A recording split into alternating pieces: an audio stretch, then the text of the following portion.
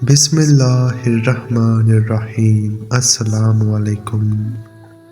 جب مولا علی کو زہر سے ڈوبی ہوئی ضرب لگی، طبیب نے دیکھ کر کہا زہر پورے جسم میں پھیلتا جا رہا ہے، جتنا ہو سکے امام علی علیہ السلام کو دودھ پلائیں۔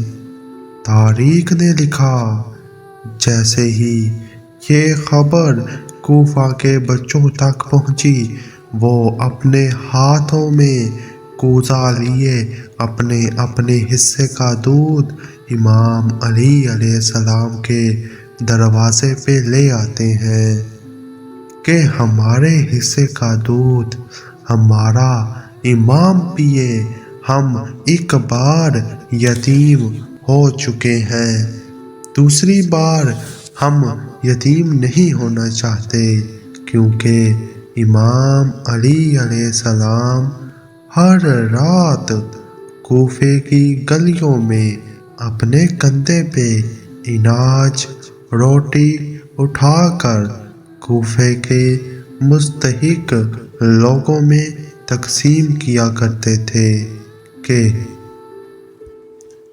کوئی بھی اللہ کا بندہ بھوکے پیٹ نہ سوئے۔